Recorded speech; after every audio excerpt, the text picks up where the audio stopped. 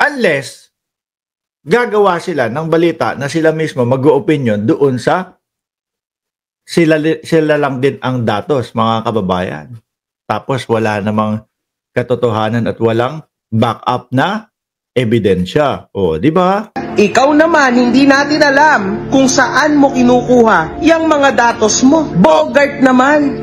Bogart. Bogart ba pangalan niya, no? Alam ko Byron, di ba? Tapos may Lord Shirokansaki, oh.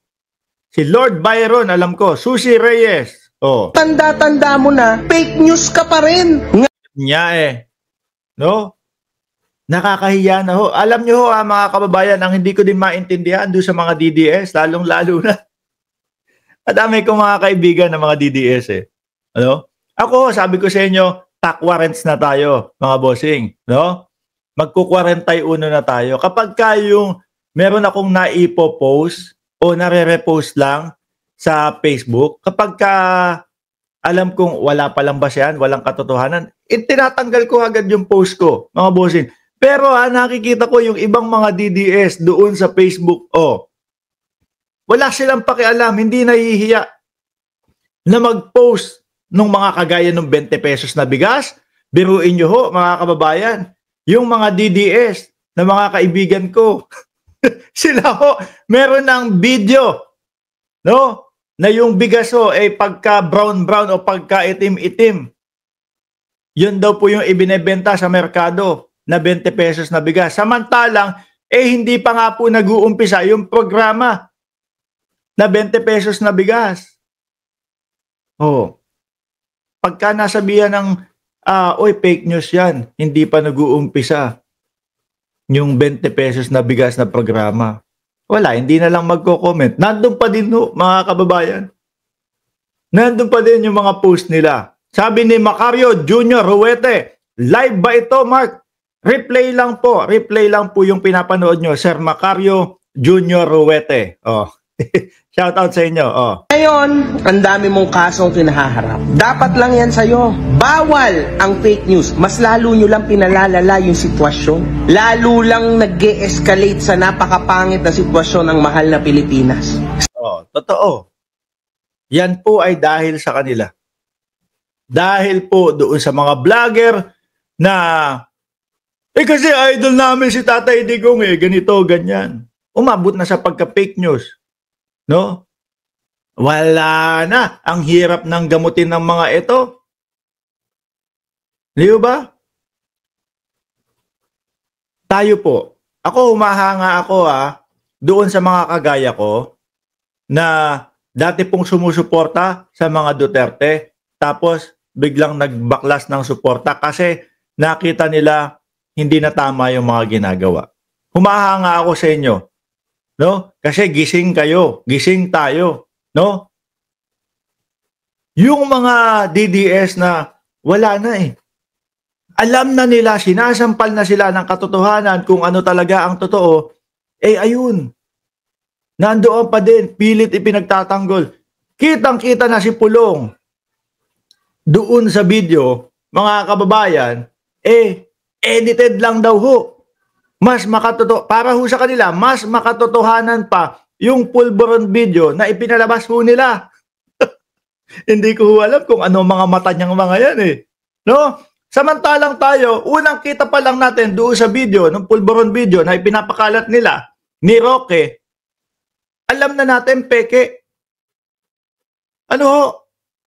At unang kita pa lang natin doon sa video ni Pulong, mga kababayan, alam natin na si Pulong Duterte yung nasa video. Di po ba? Tapos sa kanila, baliktad. Baliktad, mga kababayan. Ang totoo daw po sa kanila yung pulburon video at yung kay Pulong na meron salaysay pa na pinirmahan nung nagrereklamo ay hindi daw po totoo. Ano tawag dyan sa mga yan? Utu-uto, bugok, BO-BO. Di ba? Alisin ko na ho si Makagago, mga kababayan. Dumako na tayo sa susunod nating topic. Sino? Naku, eto, Alipores ni Banat Bay. May ine-ebas mga kababayan. May ine-ebas, may sinasabi, itself, gumastos pa tayo Ayan, 20 pesos na bigas. Ano, mga bossing, 20 pesos na bigas. Anak ng tinapa, hanap kayo ng hanap sa 20 pesos na bigas. Nung mga nakakaraang buwan, halos isang taon nyo na yatang hinahanap ang 20 pesos na bigas. Nung inilabas, gagalit na naman kayo. Budol na naman para sa inyo. Di ba? Gutom na daw po ang taong bayan. Pangulo, gutom na po kami, sabi nung isang attorney. Mga bossing, kusina ni Inday Cha, cooking, ina mo. No, Vice Ganda, ini-endorse na ni Vice Ganda si Abalos. Nakita ko nga po, bukas topic natin yan. No? Ang haba-haba ng panahon na ikino-comment ng mga DDS dito sa channel natin, asa na yung 20 pesos na bigas. Ngayong inilabas na lahat ho sila nagagalit, including Inday Sara Duterte. Ano po? Alam nyo kung bakit nahinto? Bago kayo mapeke o ma-fake news ha, nung mga DDS, ihininto po pansamantala yung 20 pesos na bigas at ibabalik daw po mga kababayan pagkatapos ng eleksyon. Okay? Para wala nang usapan. No? Wala nang, itinapat yan sa eleksyon kasi ganito, ganyan, pambili ng boto o para walang ganon. Ang paggugobyerno ho, mga kababayan, hindi po, may solusyon na tayo para sa taong bayan, para doon sa mga gutom. Wag mo munang ilabas. No, next month na, in 2 months na, kasi baka sabihin, pinupolitika natin. Hindi ho ganon. Pag hawak mo na ang solusyon, iabot mo na sa taong bayan. Lalong-lalo na po yung nagugutom na. Karamihan po dyan, mga DDS, mga supporter ho nila. Di po ba? O ngayon, inihinto dahil in-issue ni Vice Presidente. Sino apektado? Ako ho ba? Hindi naman po ako bumibili ng 20 pesos na bigas. Hindi naman po ako naghahanap ng 20 pesos na bigas. Mga kakamping po ba? Lalong hindi ho. O, mga sumusuporta kay Pangulong Bongbong Marcos, hindi din ho. Sino ang laging naghahanap ng 20 pesos na bigas? Sino ang apektado? Di yung mga DDS.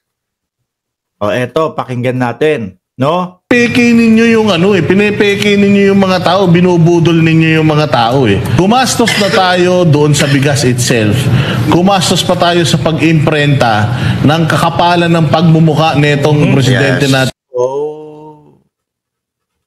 Pagka nagpiprinto sila, nung napagka laki-laki na mga tarpaulin ho, mga kababayan, tupad, akap, AX,